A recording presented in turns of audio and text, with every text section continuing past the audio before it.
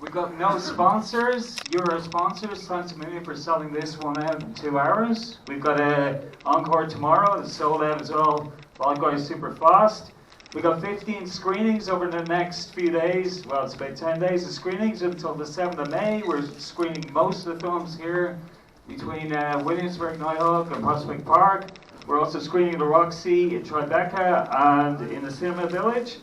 Anyone check out our first films that we were here with 23? We shot a film on Nick DeVille. Yes. Oh. It sold out 5 weeks before we arrived, so thanks to John for opening the door for us. It's great to be back in Nighthawk. We also shot a great film on Simande. No. Okay. Yeah. Stuart Gray from Lubricated Goat. We had a great film on Stuart, yes. Yeah. Stuart's here. He's here. Lubricated Goat. Yeah. There's the kind of weirdo films we show. Also the giraffes from here, having fun with the assholes. Oh. Okay, fine. Skeleton Boy. We have 2 world premieres here as part of our 15 films we're showing over the next 10 days. One of them is called The Brooklyn Beat from Letterbox. Yeah. You remember Letterbox? Yeah. Yeah.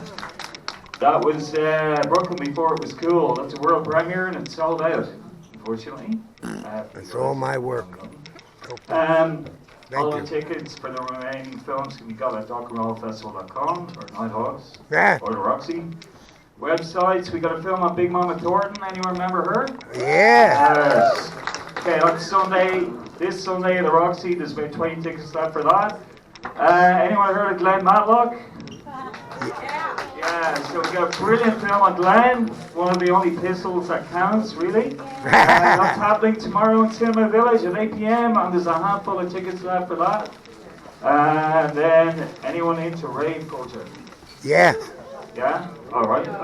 We've got that one on 8 tickets left for that. Next Tuesday the 5th in Nighthawk, Williamsburg, so it's about to sell out. Just 8 tickets, grab them if you can. Arthur Baker. Anyone know Arthur Baker? Yeah. Yes. Okay, we've got another brilliant film on Arthur Baker's Another brilliant. That's here, right here in this screen with about 20 tickets left. That's next Wednesday the 6th. And then, anyone heard of tattooist Felix Liu? Yes. Yes. We've got 2 sold out screenings of that. So if you don't have tickets, so with us. We will be showing that again though, hopefully, John, yeah? Yes. Okay, so keep an eye on John's website, on our website, socials. We'll be bringing that Felix Liu tattooist film right back here as well in the next couple of months. Any jazz heads know Keith Jarrett? Yes, Keith Jarrett. We've got a world premiere of Keith Jarrett's film, The Cologne Concert, the 3.5 million selling solo jazz album. That's Saturday at the Roxy Tribeca. There's about 20 tickets left for that. And all tickets can be got at rockandrollfestival.com. Donald Lundy. Sorry for boring you to death, guys. I got 1 minute left here. Absolutely delighted to have a Q&A starting right after the credits roll with director Tom Stern. Give it up for Tom. Tom. We've got a guy called Giddy Haynes in the crowd. Another randomer called Paul Leary. And that Q&A is going to be hosted by Fred Pesaro from Cream Magazine. Whoa. Hand over to the bleeding director. Thank you, Brooklyn, for coming out. This is fitting because back in 2020, 6 years ago, I started interviewing Gibby Haynes, Brooklyn residents in Red Hook, and we have come full circle to offer the film to you here. I hope you'll love it and stick around for the Q&A. And we got merch out front, T-shirts, posters. Great poster by Johnny Ryan. And I hope you love the film. And we'll talk to you afterwards. And then we'll be hanging out in the bar for a while, too. Thank you, everyone.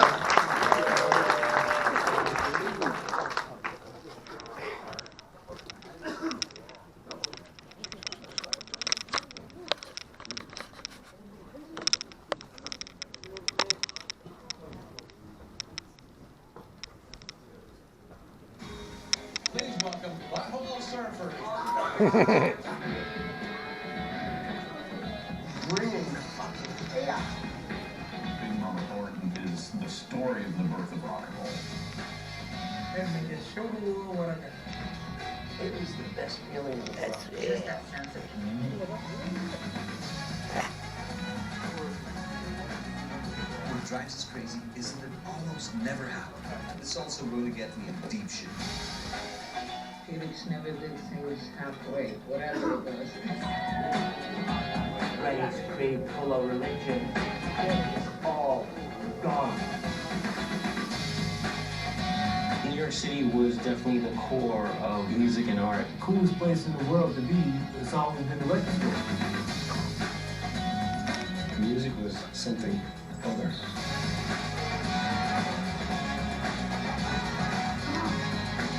It's really hard when you don't really have a home.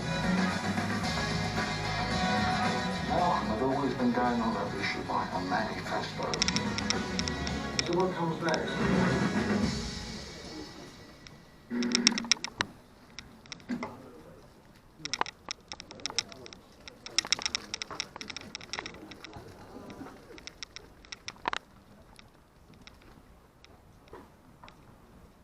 Warning. This film contains content that some viewers may find disturbing, including strobes, drug use, nudity, puppet violence, exploding toys, underwater photography, loud music, and regret. Viewer discretion is advised.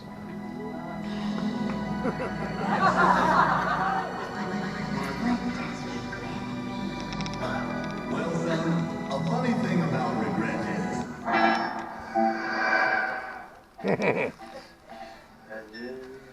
The butthole surfers are something that can only happen in one time and space. We're folk. You know, Gibby just like, what the fuck, man? He was like poetic and weird and created this vehicle for this thing and got so lost in it. There's so much yearning in it to like break through to something that hasn't been done before, but it's also dangerous, you know? Just bringing fucking chaos. There is kind of a before and after when you wander into a butthole surfer show. The laws of the universe change. People were scared. The greatest live band of my lifetime. Butthole surfers is what happened when Paul Leary collided with Gibby Haynes. Just blew my mind. I'm a surfer!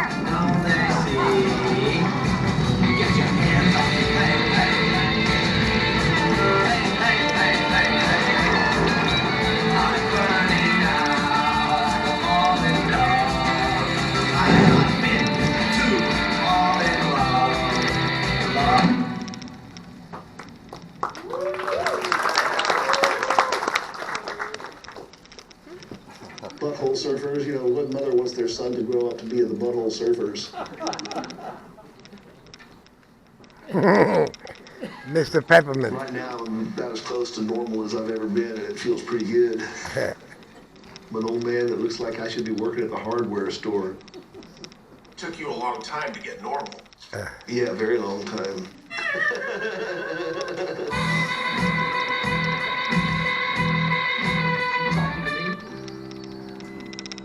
I went to Trinity University in San Antonio, Texas. My dad was a professor at Trinity University, so I got a full scholarship just for that. I don't know if I would have gotten into any other school, really. I wanted to be a stockbroker or something. It's such a normal thing. I've never really quite felt normal, and I always wanted to be normal. I guess I figured I'd study enough business to get a good job out of college, but studying art was the fun part. I had been drawing since I was old enough to hold a pencil. My parents were sending me to a psychiatrist. He wanted to see my drawing, so I was always drawing vomiting sons for him, you know, and it was great psychological wisdom, you know, you could analyze what that meant. I felt weird from the get-go. I struggled to fit in with people, and sometimes I'm uncomfortable in situations, and I wanted to be something that I couldn't be. So none of it ever made sense, really. That's when I met Gibby. Hello, I'm Gibson Haynes. Everybody knew who Gibby Haynes was the star basketball player. I wasn't that good an athlete, I just worked hard. He was in a frat, and he was also a business major. I obtained my undergraduate degree in accounting and economics. But then he had art scene and music scene, too. Very artistic. I mean, he was putting stuff in the San Antonio Museum. So he had a lot of different social circles that he was a part of. He was always the showman, though. It's because his dad was famous, and we all grew up watching him on TV. His dad was Mr. Peppermint. Mr. Peppermint. Yeah. Welcome to Peppermint Place. He was Mr. Rogers with a little more flair than a boring sweater. Help, Mr. Peppermint. I fell off a cliff, Mr. Peppermint, over here. Where are you, Muffin? As he strolled along, he sang a song of the land of milk and honey. Does any of your flair for showmanship come from your dad? Yes. Oh, yeah. Yeah. Jerry Haynes, good guy. My dad was just the nicest guy in Dallas. Here we go. Gibby was just that kind of eccentric, wacky person like that you really wanted to be around him more. He stood out on campus because he was, 6'7" or whatever the hell he is, and punk haircut and a black leather biker jacket. I was just so fucking cool, man. I was beautiful. I just remember going to his dorm and he had a really nice Pioneer stereo and he had great records.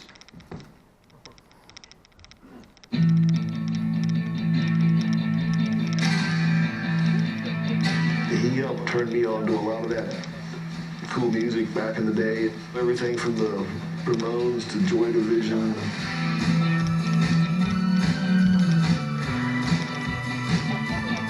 Paul and Gibby, between them, saw each other, and there was an element of recognition, maybe. They clicked. They had it. It's a chemistry. You had this brilliant, introverted Paul, and then you had the outgoing Gibby, and they just really went together so well. They were in love.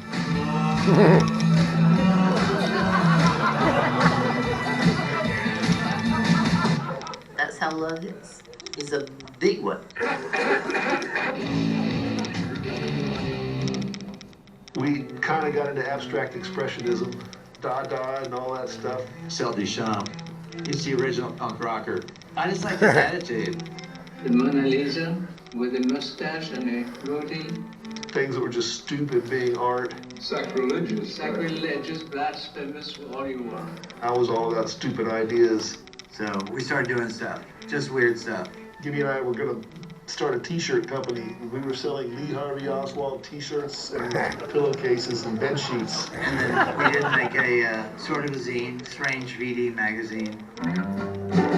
We took pictures from a book called Stitz, Diagnosis and Treatment of Tropical Diseases. Strange VD is a wonderful book. You should have it next to your bed table. For those hours of quiet desperation when you can't fall asleep.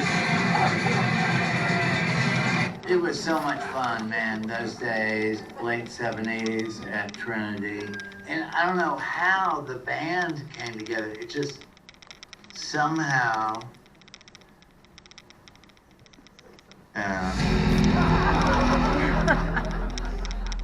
Gibby had a guitar, like an old Silvertone guitar. We would hang out listening to music together and stuff. He would start playing his song ideas. He started playing music at Scott Matthews' house with Scott Stevens. Scott played drums. I played guitar. We have a lot of people named Scott in the band. And we played a song, the first song we ever played. I was listening to The Ventures. I really liked The Ventures in Space. And so when we started making around Mess of Noise, I had this little thing.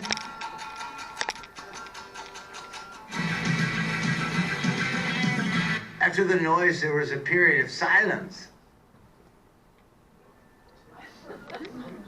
in which I said, wow, that sounds like surf music. And the drummer, Scott, said, yeah, butthole surf music. That for 3 years up, right? Yeah. Wow, we've got ourselves a song.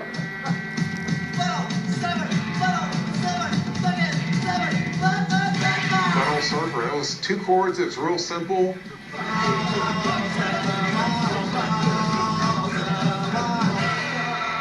That was the first song we had. But I was playing guitar, and we realized that a bass would be better. Paul could play guitar better than me, right? Oh. And Paul was like a psychedelic master on the fucking guitar. Immediately recognizable, awesome guitar player. I think Paul's one of the greatest guitar players ever. I started playing guitar at like age 5. By age 8, I played in front of the school that I went to. And then I played in some garage bands. I learned how to play the Grand Funk Railroad double live album from start to finish.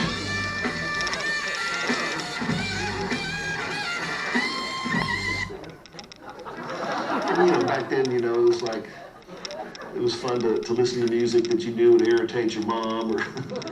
She was a Black Sabbath fan? I don't think so. My mom raised me to be a gentleman. And if I didn't open a door for a woman when I was young growing up, my mother wouldn't let me have dinner, seriously. I had to sit in the car. So after high school, I kind of stopped playing. I felt like I wasn't making any contribution to anything.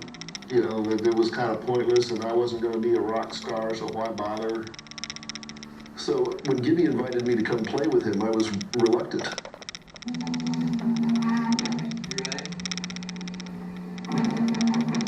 Oh man, Paul is so cool. I could express myself with a guy